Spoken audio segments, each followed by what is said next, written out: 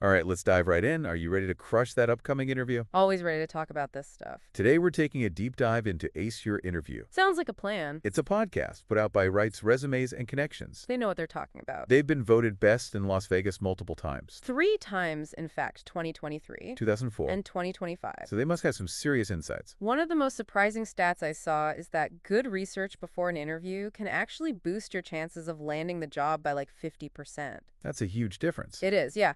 Most people focus on practicing their answers, Right. but understanding the company is just as important. So let's break down that research piece. Where do we even start? Ace Your Interview recommends focusing on 3 key areas. The first is understanding the company's goals, their mission, Okay. vision, and values, the stuff that makes them tick.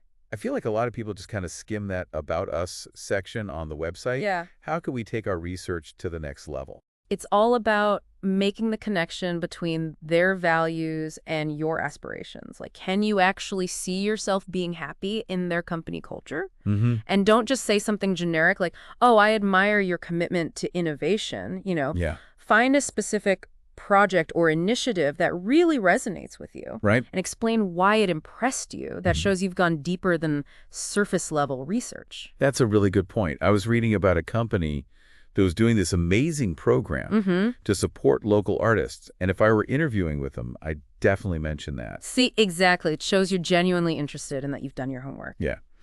All right. So the second area is what they call company personality. Okay. And I kind of love this one because it's all about getting a feel for their vibe. Like doing some online stalking, but in a professional way. You got it. Go beyond just the official website. Right. Look at their social media, their projects. What are customers saying about them online? Mm-hmm. Are they super playful and using tons of hashtags? Are they all about the latest technology? It's like you're building a profile in your mind. So if a company's really active on Twitter Yeah. and they're always cracking jokes, that tells me they value humor Mm-hmm. and that they're probably pretty approachable. Exactly. And you can mirror that energy in the interview. Right. It shows you'd be a natural fit in their environment. I'm realizing how much I've just schemed the surface in the past. I could have been so much more prepared. We live and learn.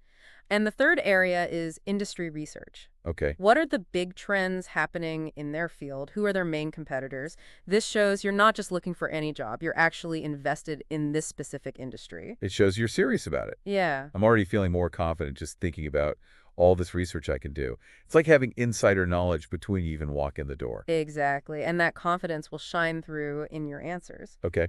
Which brings us to the next part. Mastering those interview questions. All right, let's tackle those. All right, so we've done our research. We're feeling confident. But now comes the part that always makes me a little nervous, the actual interview questions. I get it. Any advice on how to handle those curveballs they love to throw? Oh, absolutely. Remember, those curveballs are actually opportunities to shine. Okay. Ace Your Interview breaks down interview questions into 3 main types. Okay. Situational, personality, and job-related. Okay. And they've got a secret weapon for tackling all 3, the STAR method. The STAR method, I've heard of it, Yeah. but I'm not sure I really understand how to use it effectively. It's honestly simpler than you think STAR stands for: situation, task, action, and result. Okay. It's a framework for structuring your answers so they're clear, concise, and memorable. Got it. So let's say they ask you a classic situational question like, tell me about a time you faced a challenging deadline. Oh, yeah. I've definitely been asked that one before. And I usually end up rambling and stressing myself out even more. That's where STAR comes in. So first you set the scene, the situation. For example, you could say, in my previous role, we were tasked with launching a new product line within a very tight time frame. Okay. You see how that immediately gives them context? Yeah. You're painting a picture for them. Exactly. What comes next? Let's see. So we've set the situation. Uh-huh. Then we've got to talk about the task. Yes, your specific role in that situation. So you could say, my responsibility was to manage the marketing campaign and ensure everything was ready for the launch date. So you're showing them what you were accountable for. Right, now comes the exciting part, the action. This is where you describe the steps you took to overcome the challenge. Okay. So you might say, I collaborated with the design team to finalize the packaging, coordinated with influencers to generate buzz, and tracked our program meticulously. You're not just telling them what you did. You're showing them your process and skills. Precisely. And finally, you wrap it up with the result, the positive outcome you achieved. Something like, despite the tight deadline, we successfully launched the product line on schedule, and it exceeded our sales projections by 15%. Wow. That sounds so much more impressive than just saying, Yeah, we met the deadline. Right. It's like you're giving them a mini success story. Exactly. The STAR method turns a potentially vague answer into a compelling narrative that really showcases your skills and accomplishments. I'm definitely going to start using this. But even with the best preparation, we all know there are those common interview pitfalls Oh, yeah. we need to avoid. What are some red flags we should be watching out for? Your interview highlights a few big ones. First up, failing to tailor your answers to the company's needs. Mm-hmm. It's so easy to fall into the trap of giving generic responses. Right. But remember, they're looking for someone who understands their specific context. So instead of just rattling off my skills, I should be thinking about how those skills directly relate to the company's goals and Yes. the role I'm interviewing for.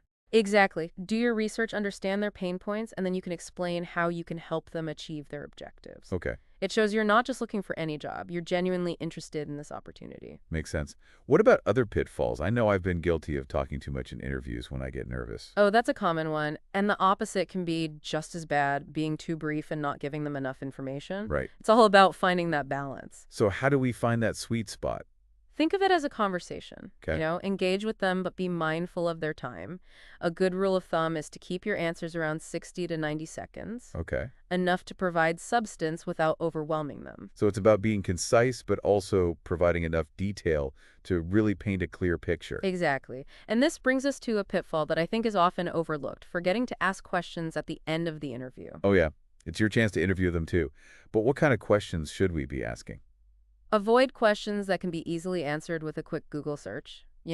Right. Instead, focus on gaining insights into the company culture and the role expectations. Okay. You could ask things like, what are some of the biggest challenges and opportunities facing this team right now? Or what qualities are most important for success in this role? I like that. These types of questions show you're thinking critically and that you're genuinely invested in understanding the bigger picture. It's not just about getting the job. It's about figuring out if it's the right fit for you, too. And speaking of making a good impression, Ace Your Interview mentions that only 8.4% of applicants even get called for an interview. Wow. So we're already ahead of the game just by being there. That's a really good point. You've already impressed them with your resume and cover letter. Now it's about showcasing your personality Right. and reinforcing why you're the best candidate. Love that pep talk. So are there any last-minute hacks we can use to really seal the deal? I'm ready. Give me those hacks. All right, here's a subtle but effective one. Ace Your Interview calls it mirroring the company's language. Mirroring their language. What's that about? So when you're answering questions, try to naturally weave in some of the keywords and phrases from the job description Okay. and the company's website. So if they emphasize collaboration and innovation in their materials, I should try to work those words into my answers. Exactly. It shows you've done your homework and that you understand their values and priorities. It's like you're speaking their language. Right. Creating that instant connection. Yeah. That's a smart strategy. I'll definitely keep that in mind. What else? This next one is all about first impressions. It's as simple as dressing one level above the company's typical dress code. Oh, yeah. I've always heard that. You should dress for the job you want, not the job you have. Exactly. Putting in that extra effort with your attire shows you take the opportunity seriously and that you're willing to go the extra mile. It's about showing respect and professionalism, and it can definitely boost your own confidence, too. Okay, what's the final hack to make us truly unforgettable? It might seem obvious, but sending a follow-up thank you email within 24 hours is crucial. Yeah, I've always tried to do that, but sometimes I overthink it and end up sending a novel. Any tips for keeping it concise and impactful? Keep it brief, professional, and personalize it. Thank them for their time, highlight a specific point you enjoyed discussing, and reiterate your enthusiasm for the role. So it's not just a generic thanks for the interview. It's a chance to remind them of your best qualities and leave a lasting impression. Exactly. And all these hacks, from researching the company to mastering the STAR method to sending that thank you note, really tie back to one core theme: preparation. You're absolutely right. It's not about tricks or gimmicks. It's about demonstrating that you're genuinely interested, that you've taken the time to prepare, and that you're ready to hit the ground running. Couldn't have said it better myself. So there you have it. We've uncovered a treasure trove of tips from Ace Your Interview and Writes Resumes and Connections.